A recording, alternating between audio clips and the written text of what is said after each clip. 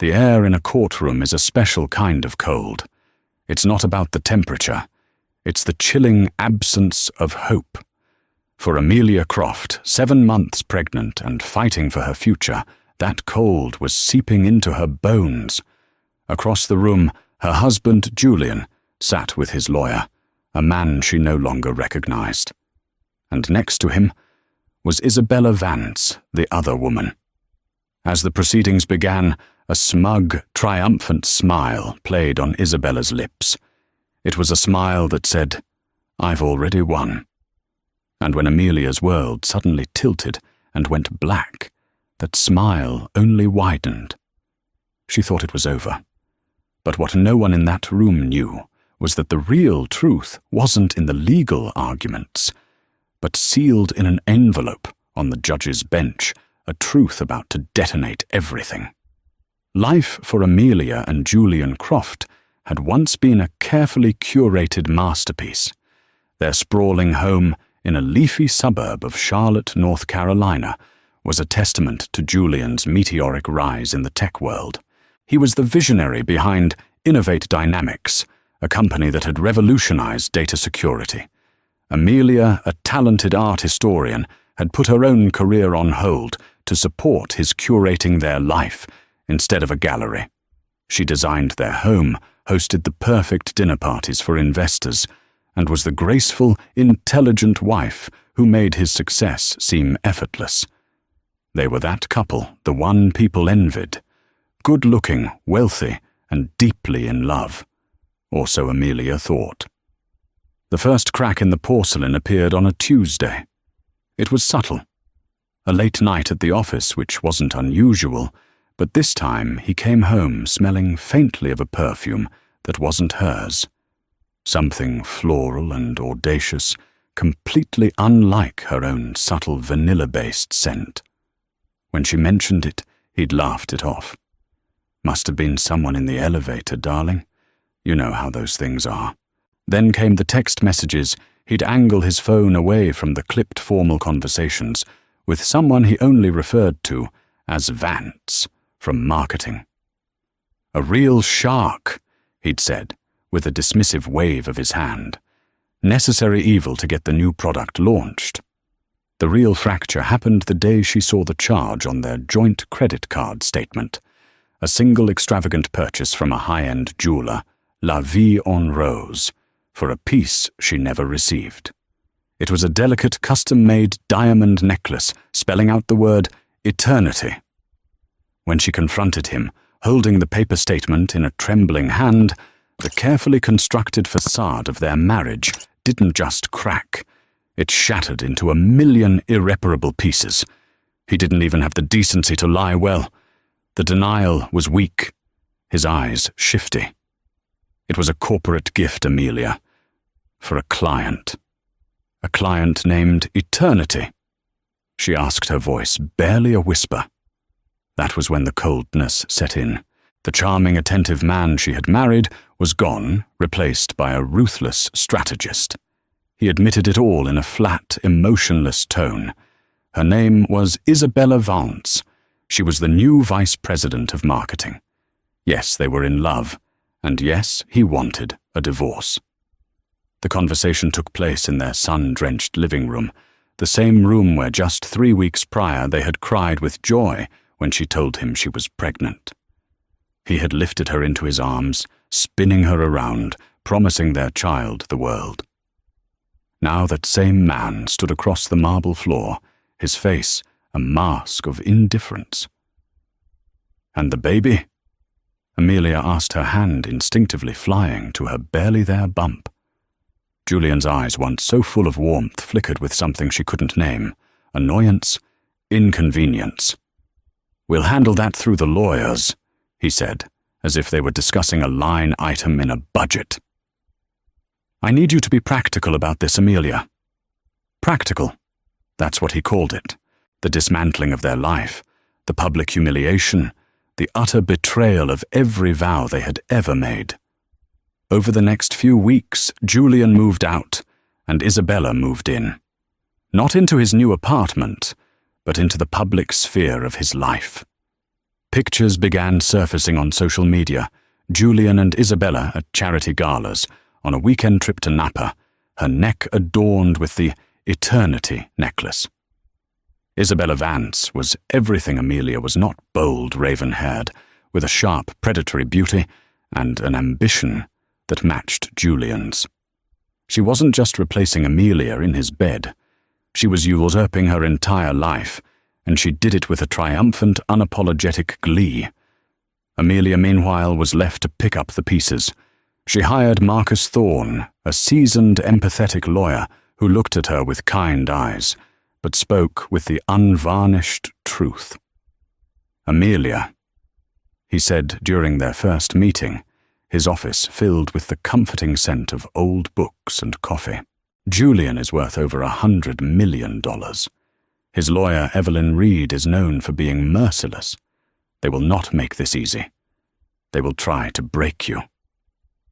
"I have nothing to hide," Amelia said, her voice stronger than she felt. "He's the one who cheated.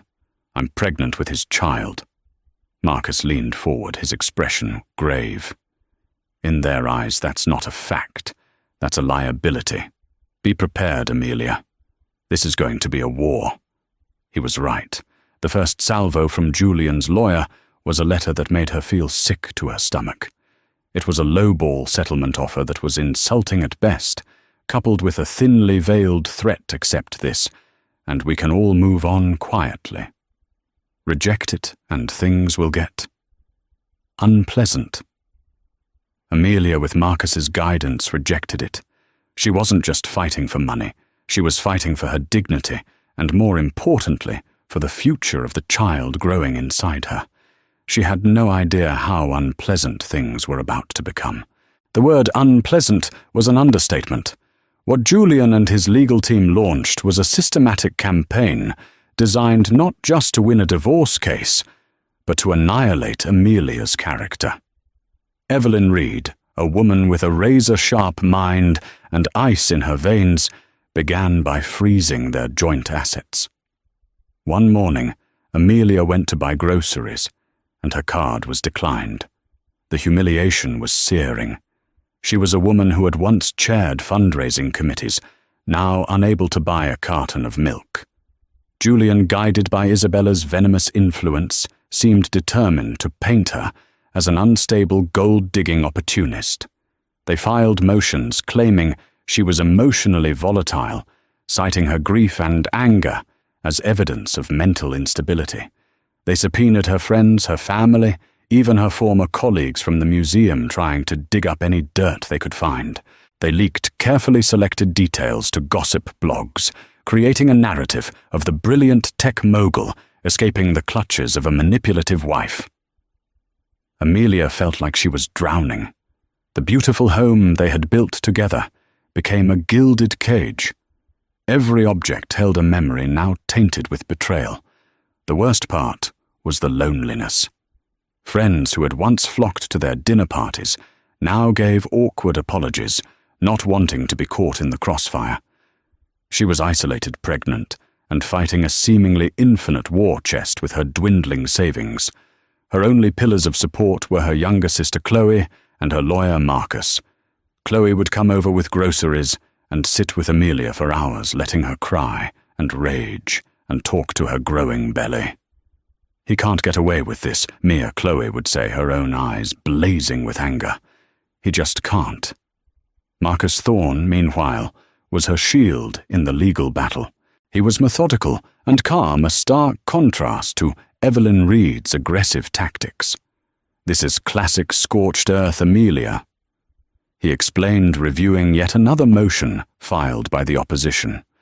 "They're trying to wear you down, to make you so exhausted that you'll accept their terms just to make it stop."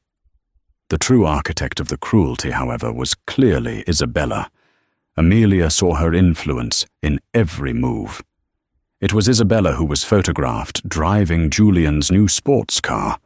It was Isabella who wore a stunning gown to a tech conference on Julian's arm, a gown Amelia had bookmarked months ago. It felt deeply, personally vindictive. One afternoon, Amelia had a doctor's appointment, As she was leaving the clinic, a sleek black car pulled up to the curb. The tinted window rolled down, and there was Isabella wearing oversized sunglasses that couldn't hide her smug smirk. "Amelia," she said, her voice dripping with faux concern. "You should really be taking better care of yourself. All this stress. It can't be good for the, you know." She gestured vaguely towards Amelia's stomach. Amelia stood frozen on the sidewalk, stunned by the audacity. "Just a word of advice," Isabella continued, leaning forward conspiratorially. "Julian is a man who looks to the future. He doesn't like being tied down by the past.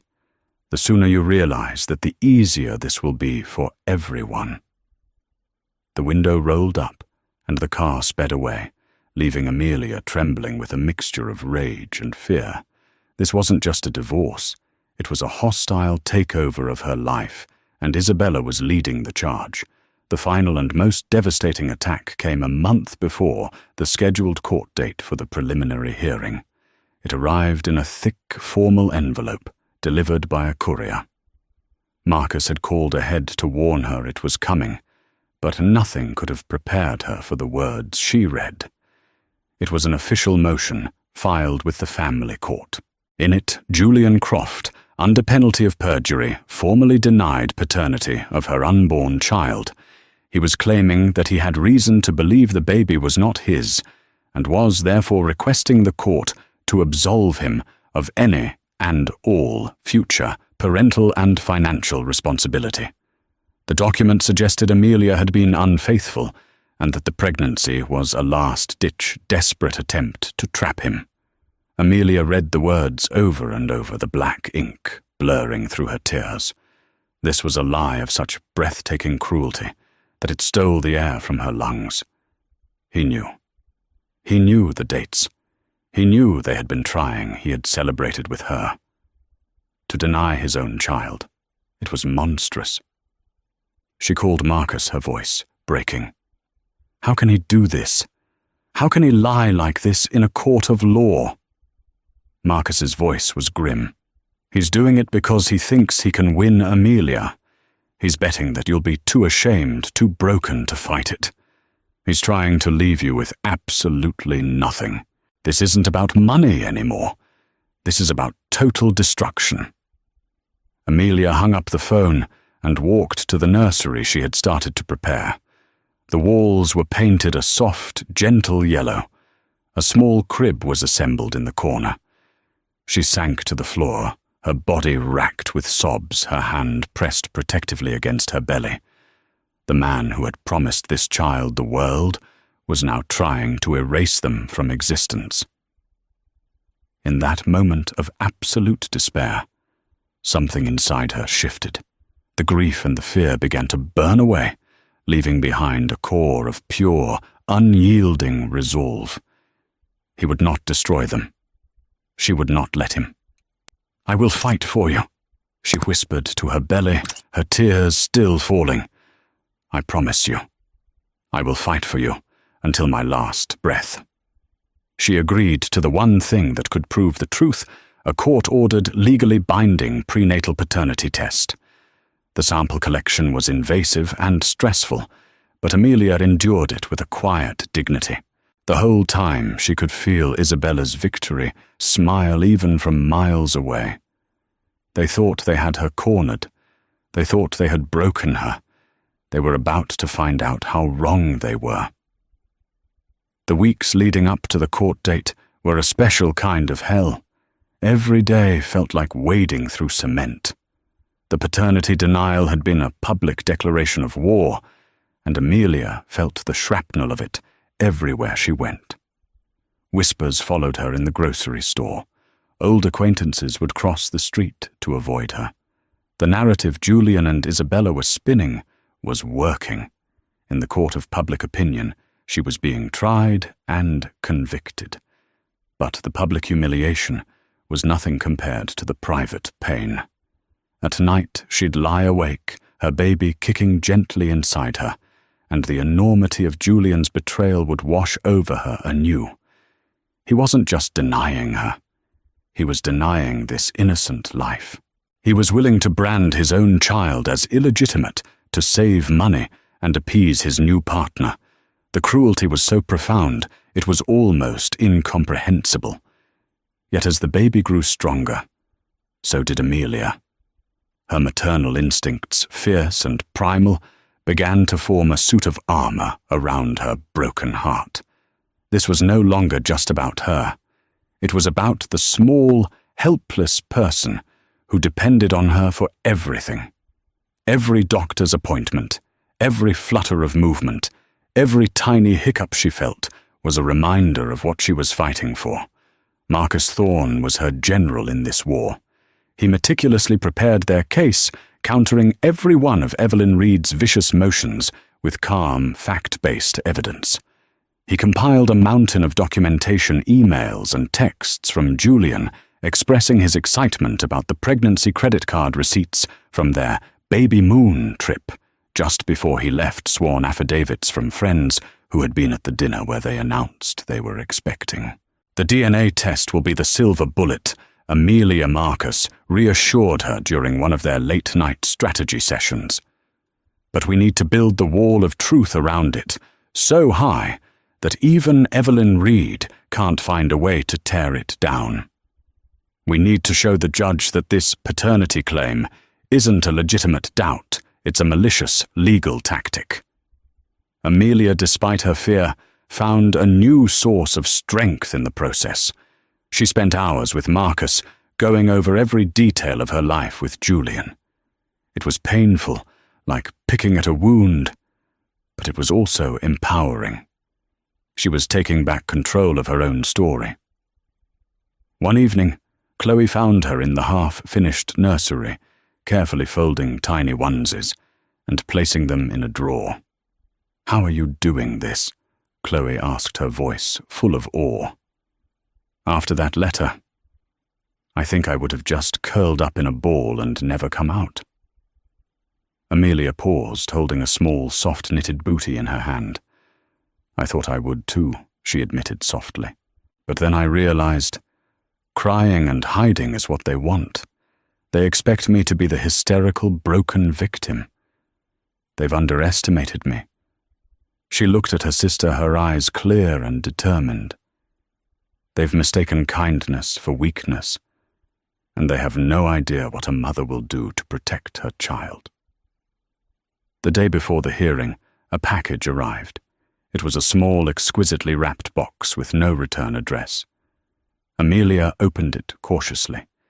Inside, nestled on a bed of black velvet, was a single, perfect white rose, the same kind Julian used to buy her for their anniversary. There was a small card. The handwriting was sharp and feminine. Isabella's. It read, "Some things are too beautiful to survive the winter. It's better to let them go." It was a threat cloaked in poetry, a final, cruel twist of the knife. It was meant to intimidate her, to make her feel like a fragile flower about to be crushed by the coming frost. But Isabella had miscalculated. Amelia wasn't a flower anymore. She was the winter. She was the storm. She placed the box on the counter, took a deep breath, and continued preparing for the battle ahead. She would not be intimidated. She would not be broken. She would walk into that courtroom tomorrow, not as a victim, but as a mother wearing her armor. The morning of the hearing dawned grey and oppressive, the sky over Charlotte a heavy blanket of unwept tears. Amelia hadn't slept. She had spent the night watching the city lights, her hand resting on her stomach, feeling the steady, rhythmic movements of her baby. It was a silent conversation, a promise of protection passed from mother to child. She chose her outfit with the care of a soldier dressing for battle, a simple, elegant navy blue maternity dress.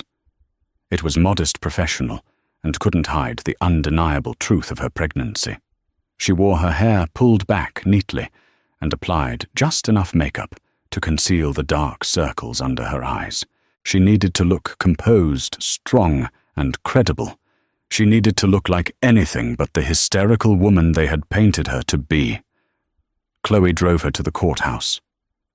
"You are the strongest person I know, Mia," she said, squeezing her hand before Amelia got out of the car. "Don't forget that."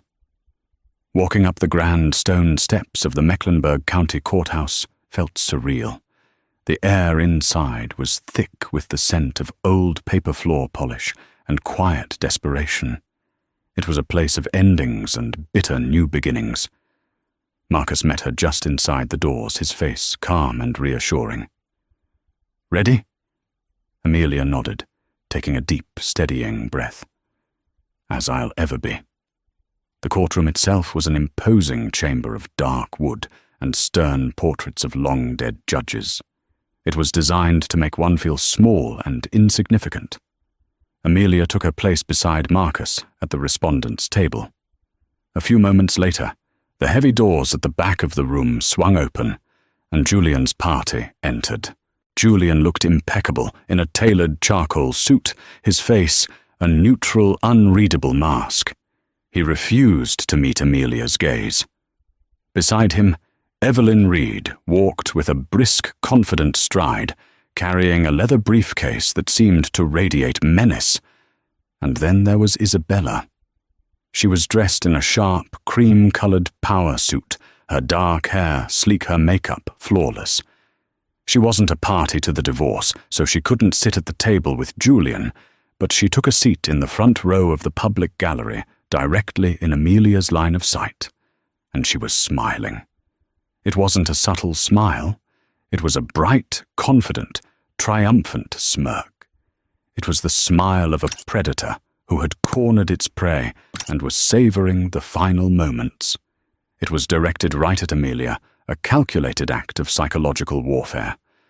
Every time Amelia's eyes inadvertently drifted towards her, the smile was there, unwavering and cruel. It said, "You've lost. This is my life now. You and your little problem are about to be erased." The proceedings began. The clerk's voice droned on. In the matter of Croft versus Croft, Judge Eleanor Davies entered.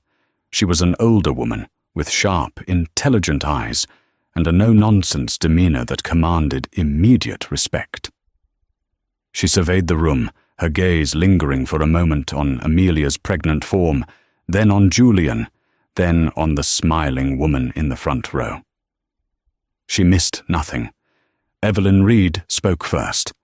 Her voice was crisp and cutting as she laid out their case. She spoke of irreconcilable differences and Julian's desire for a swift and clean resolution. Then she moved to the heart of the matter. "Furthermore, Your Honor," she said, her tone laced with professional regret, "we have reason to question the paternity of the respondent's child. Mr. Croft contends that he is not the biological father, and therefore requests that the court reserve any judgment on matters of child support or custody until this fundamental issue is resolved." A low murmur rippled through the courtroom. Amelia felt a hot flush of shame and anger creep up her neck. She stared straight ahead, focusing on a crack in the wooden paneling, refusing to give Isabella the satisfaction of seeing her crumble. Then it was Marcus's turn. He stood his presence, a calm anchor in the turbulent room. He methodically dismantled their claims, presenting the emails, the travel records, the timeline of the pregnancy. He spoke of Julian's initial joy and subsequent sudden reversal after the start of his new relationship. "Your Honor." Marcus concluded, his voice resonating with quiet conviction. "This is not a good faith paternal dispute. This is a cruel and calculated legal strategy designed to defraud a pregnant woman of her rights and to deny a child of its birthright. It is character assassination disguised as a legal claim. Fortunately, we don't have to rely on speculation. Both parties agreed to a court-ordered prenatal paternity test. The results were delivered to this court this morning." He sat down. A heavy silence descended on the courtroom. All eyes turned to Judge Davies. This was the moment. The judge picked up a thick sealed manila envelope from her desk. The lab's insignia was stamped on the front. Amelia's heart hammered against her ribs. She felt lightheaded. The air in the room suddenly felt thin, suffocating. She could feel Isabella's smug gaze boring into her, feel Julian's cold indifference from across the room.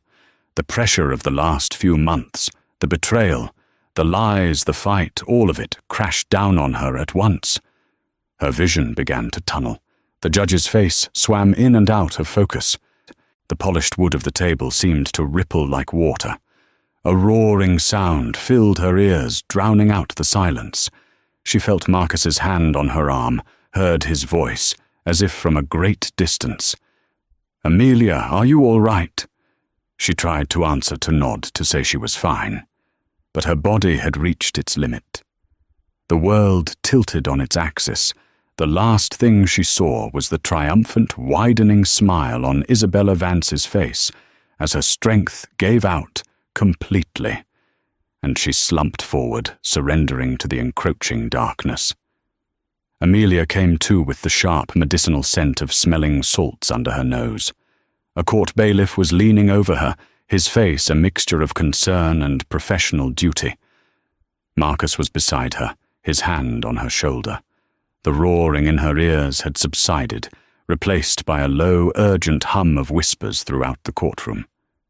"Easy now, Mrs. Croft," the bailiff said gently. "Just breathe." Embarrassment washed over her, hot and immediate. She had fainted. In the middle of the most important moment of her life, she had collapsed like a fragile doll. She pushed herself up, her cheeks burning.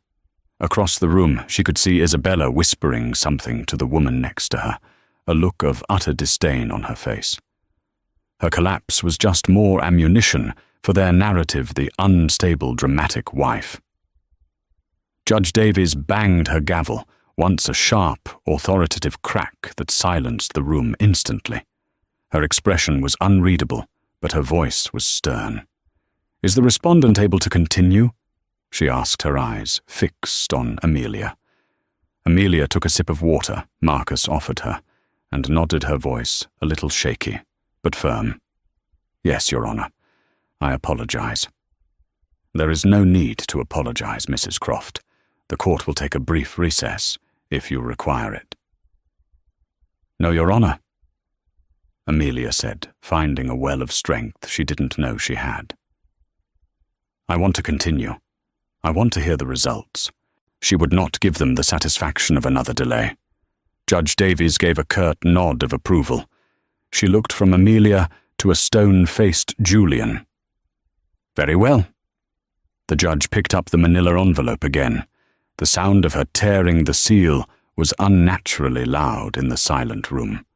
Isabella Vance leaned forward in her seat, her smile now a thin, tight line of pure anticipation.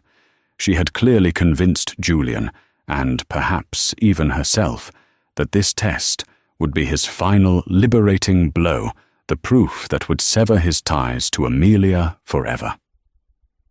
Judge Davies pulled out a single sheet of paper. She adjusted her glasses and began to read, her voice clear and devoid of any emotion.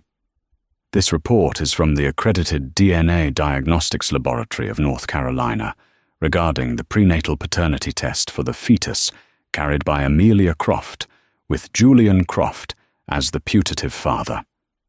The analysis was conducted using a highly sensitive polymerase chain reaction, or PCR method." She paused, her eyes scanning the document. The tension in the room was a physical thing, a crushing weight. Amelia held her breath, her knuckles white, as she gripped the edge of the table. The judge continued. "Based on the analysis of the genetic markers, the probability of paternity is..." Another pause. It felt like an eternity. Amelia's world narrowed to the judge's lips. 99.999%. A collective gasp swept through the gallery. Judge Davies looked up from the paper, her gaze locking directly onto Julian. The conclusion of the report is unequivocal. Mr. Julian Croft is the biological father of the unborn child of Mrs. Amelia Croft. He cannot be excluded. The words hung in the air electric and undeniable. Amelia felt a wave of dizzying relief, so powerful it almost buckled her knees again. It was true. It was real. The lie was dead. She risked a glance at Julian. His mask of cool indifference had shattered. His face was pale, his eyes wide with genuine shock. He looked utterly bewildered, as if the laws of the universe had just been rewritten before his eyes. But it was Isabella's reaction that was the most telling. Her smug, confident smile had not just faded. It had been violently erased. Her face, for a fleeting second, contorted into a mask of pure, unfiltered fury and disbelief. Her perfectly painted lips were pulled back in a silent snarl. Her eyes, wide with shock, darted from the judge to Julian, then to Amelia. The triumphant queen had been dethroned in an instant, her victory turned to ash in her mouth. The sheer venom in her expression was terrifying, her entire plan built on the lie that she had so carefully planted in Julian's mind had just been obliterated by a single sheet of paper. A triumphant, almost hysterical laugh bubbled up in Amelia's chest, but she stifled it, turning it into a shaky, relieved sob. She had won. She had protected her child. The truth had won. But Judge Davies wasn't finished. She was still looking at the report in her hand, her brow furrowed slightly. The main event was over, but something else had caught her experienced eye. "There appears to be an addendum to the main report," the judge said, her voice thoughtful. "The lab ran a full genetic panel as part of their comprehensive testing protocol. It seems, Mr. Croft, that in the process of confirming your paternity, the lab uncovered an additional and rather significant piece of genetic information." The courtroom, which had started to buzz with the verdict, fell silent once more. Julian looked up, confused. Evelyn Reed was already on her feet, sensing danger. "Your Honor, with all due respect, any additional medical information is outside the scope of this hearing and is a matter of client privacy," she protested. Judge Davies looked at her over the rim of her glasses, her expression unyielding. "Ms. Reed, when a potential hereditary condition that could directly impact the health and welfare of a minor child is discovered during a court-ordered procedure, it ceases to be a private matter. It becomes a matter for this court. Sit down."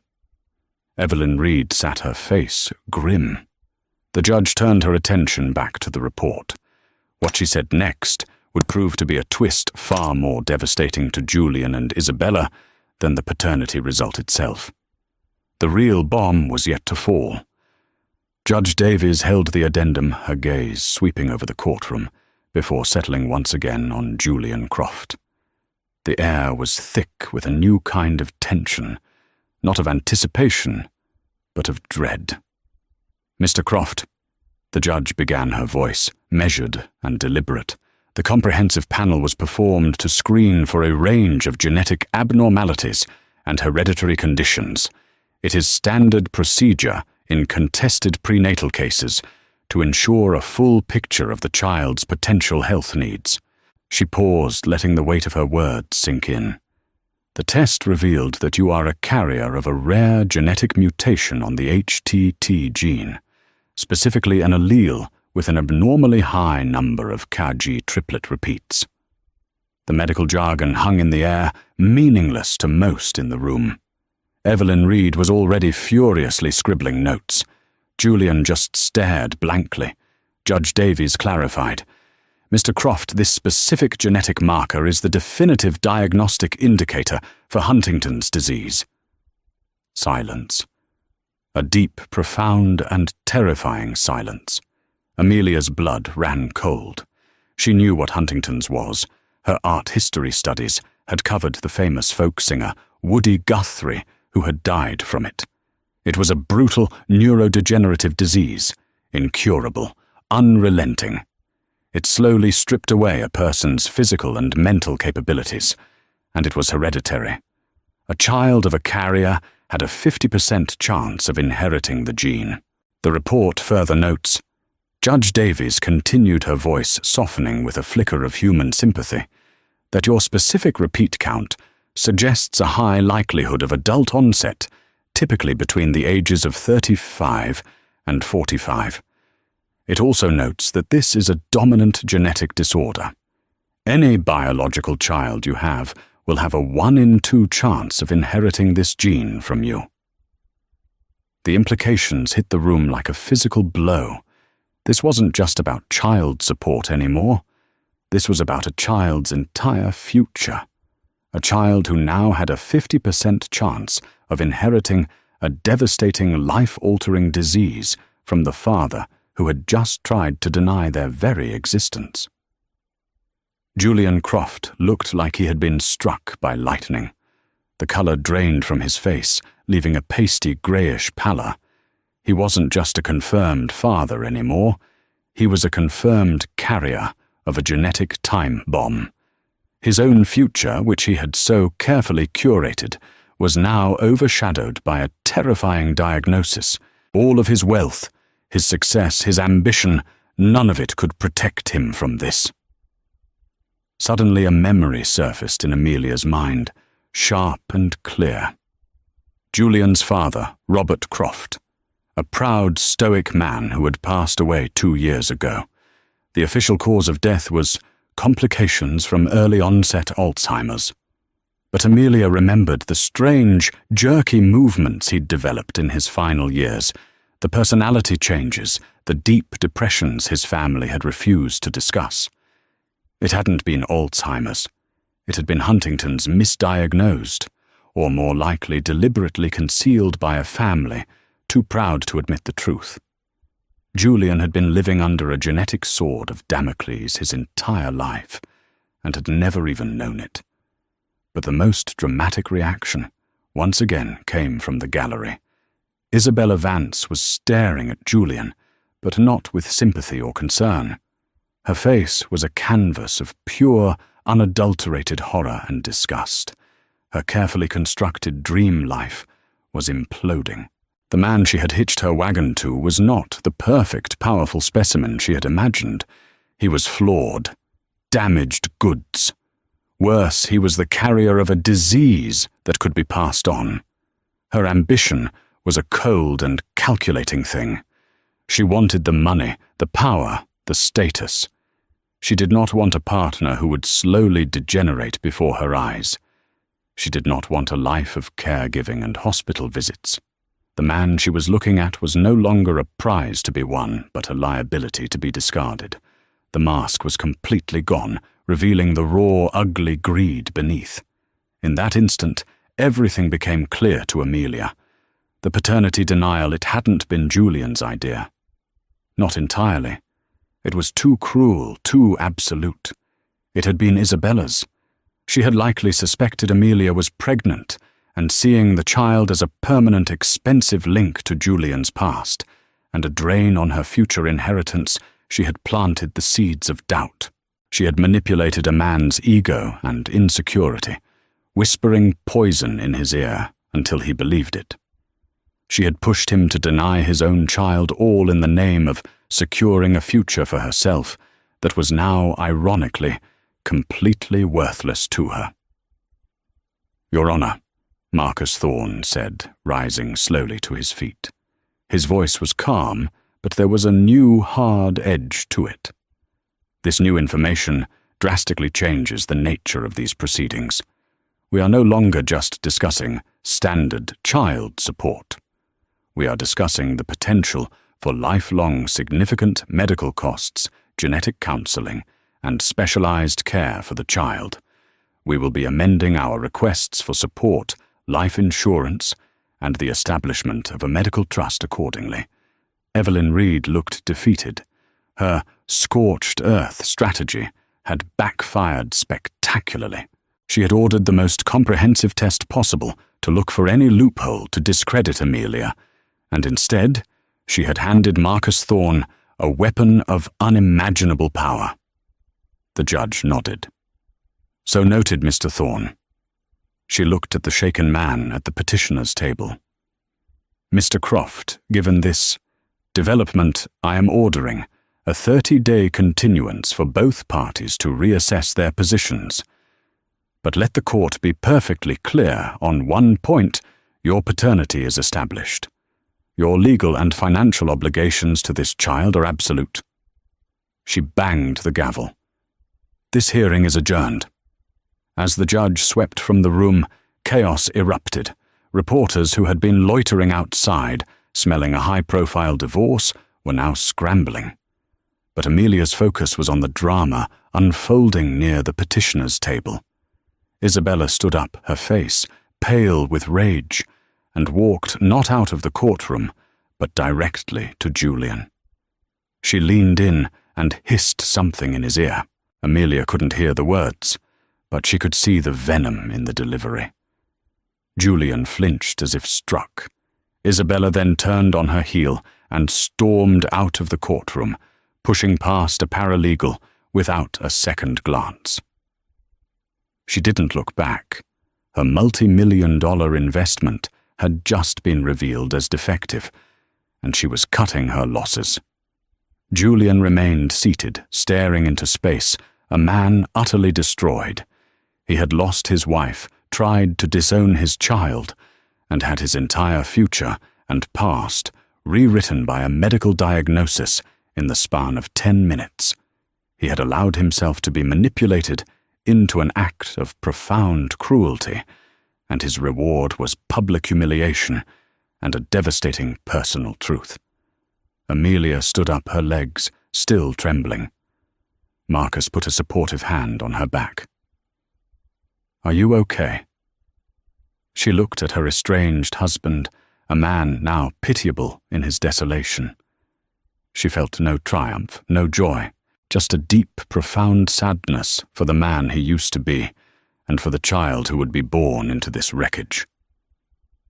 "No," she said, her voice a near whisper, "but I will be." She had walked into the courtroom, a woman fighting for her name. She was walking out a mother armed with the terrible truth, ready to fight for her child's life. The fallout from the hearing was not a gentle drift of ash. It was a volcanic explosion that decimated the landscape of Julian Croft's life. The story was a cocktail of irresistible elements for the media wealth infidelity courtroom drama, and a shocking medical twist. It was everywhere. Financial newspapers wrote scathing analyses of the leadership crisis at Innovate Dynamics. Tech blogs rehashed the scandal with glee. Tabloid reporters were camped outside the courthouse Julian's empty office building, and to Amelia's horror, even at the end of the driveway of her home. The media frenzy was a suffocating blanket, but it was nothing compared to the personal implosion Julian was experiencing. Amelia heard about Isabella's departure from her sister Chloe, who had a friend who worked as a paralegal for a firm in the same building as Evelyn Reed's. The story was as cold and brutal as Isabella herself. She hadn't gone home with Julian. She hadn't offered a word of comfort. She had gotten into a separate car, gone straight to the airport, and booked a one-way first-class ticket to Geneva. She left behind her clothes, her car, her entire manufactured life with him. She had executed the most ruthless kind of corporate cutback, and Julian was the underperforming asset being liquidated. His isolation was absolute. A few days after the hearing, when the reporters had finally been shooed away by private security, Amelia was sitting in the quiet of her living room when her phone buzzed. It was a call from Julian. She stared at his name on the screen, her heart giving a painful lurch, and let it go to voicemail. A minute later, the notification pinged. She listened to the message, her hand trembling slightly. His voice was unrecognizable, raspy, broken, stripped of all its usual confidence. "Mia, Amelia, it's me. I'm at the house. Our house.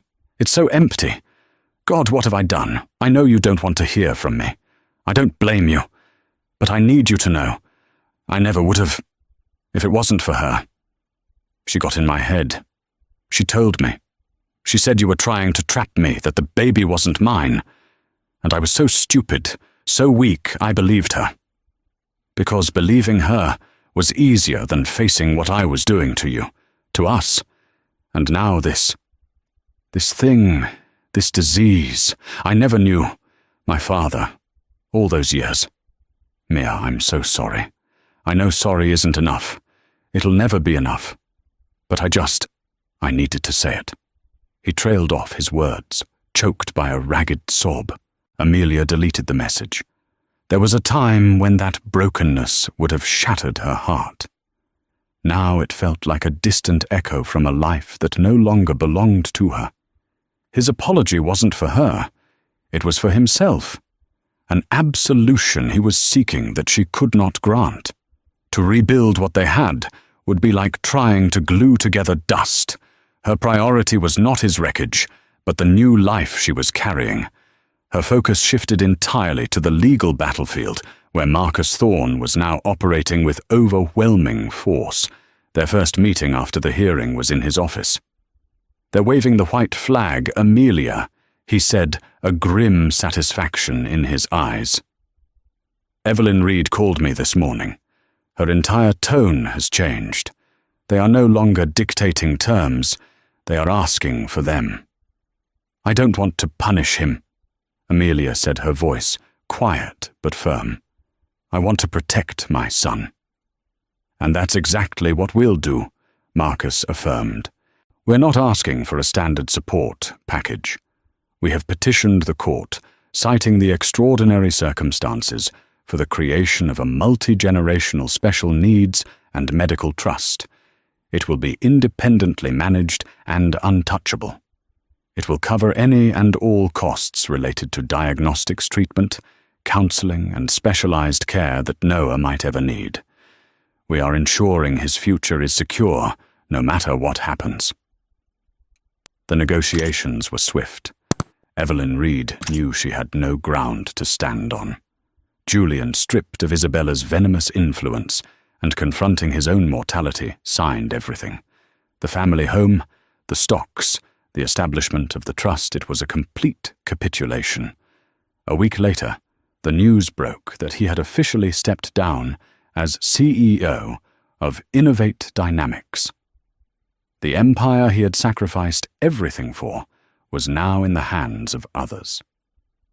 With the legal battle over Amelia began the difficult task of dismantling her old life. Selling the Charlotte house was the hardest part. Every room held a ghost. She packed up the nursery she had so lovingly started, carefully wrapping the tiny mobile of watercolor planets. She remembered Julian helping her hang it, his laughter filling the room as he promised to teach their son about the stars. The memory was so painful, it felt like a physical wound. But as she sealed the final box, she felt a sense of release. She was closing the door on that chapter, leaving the ghosts behind. She found her new beginning in a small, sun-bleached town on the South Carolina coast. The house was a charming, two-story cottage with a wide porch and a garden that smelled of jasmine and salt. It was a place of peace. She reconnected with her old life, her true self. A former mentor from the museum, having read about her ordeal, reached out and offered her a remote project, curating a digital archive for a new exhibit. The work was a lifeline, reminding her of who she was before she became Mrs. Julian Croft. 3 months later, in the quiet local hospital, she gave birth to Noah. He was small and perfect, with a full head of dark, curly hair and eyes the color of a summer sky. Holding him for the first time, all the bitterness and pain of the past year dissolved into an overwhelming, ferocious love. This tiny, perfect person was the reason for it all. He was her victory. A few weeks later, she met with a pediatric genetic counselor. The woman was kind, explaining the science and the ethics with gentle clarity. The 50% chance is just that a statistic, she said. It is not a destiny. Research into Huntington's is advancing every single day. By the time Noah is an adult, the landscape of treatment could be completely different. The most important thing you can give him is not to live in fear of that coin flip. Give him a normal, happy, loving childhood. That is the best defense against any challenge he may face. Amelia took those words to heart. She would not raise her son in a shadow. She would raise him in the light. A year passed. It was a year of firsts, first smiles, first words, first wobbly steps. It was a year of healing, of building a new life, filled with simple joys, walks on the beach, visits from Chloe, the quiet satisfaction of her work.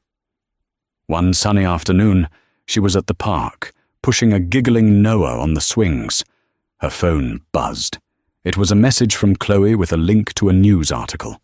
The headline read, "Fallen tech mogul, Julian Croft pledges millions to Huntington's disease research." The article detailed his new quiet life, his establishment of a charitable foundation, and his public advocacy. It included a quote from him. "There are some mistakes in life that you can never undo. All you can do is try to build something better from the wreckage. This is not about my legacy. It's about trying to ensure a better future for a generation of children, including my own son." Amelia locked her phone and slipped it into her bag. A complex wave of emotion washed over her. A faint echo of the old pain, a flicker of pity for the man who had lost so much, and finally, a deep, settled sense of peace. He was finding his own way to atone, building something from his ruins. In a strange, tragic way, the truth that had been revealed in that courtroom had set them both free. It had freed him from his lies and his ignorance, forcing him to confront a deeper purpose. And it had freed her to become the person and the mother she was always meant to be. Her path was here. In the sun, with the sound of her son's happy laughter filling the air. He was her purpose, her joy, her world. She gave the swing another gentle push, sending Noah soaring up into the bright, endless sky, his future, whatever it held, safe and secure in his mother's unconditional love. That courtroom began as a place of absolute despair for Amelia, but it ended with an astonishing twist of fate that no one saw coming. It's a powerful reminder that sometimes the truth has a way of revealing itself in the most unexpected and dramatic ways. Amelia's story isn't just about betrayal. It's about the incredible, unbreakable strength of a mother fighting for her child, proving that her quiet resolve was more powerful than her husband's millions and his mistress's malice. What did you think of the story?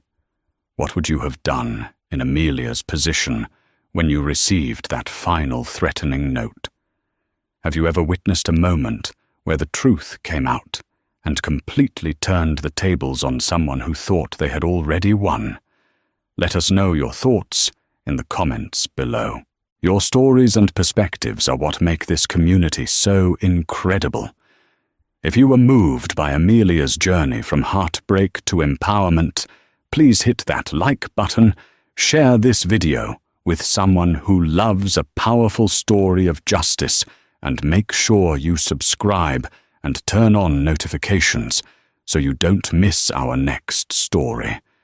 Thank you for listening. And that wraps up today's story. Now we want to hear from you. Where are you watching from? Drop your city or country in the comments, and let's see how far these stories reach.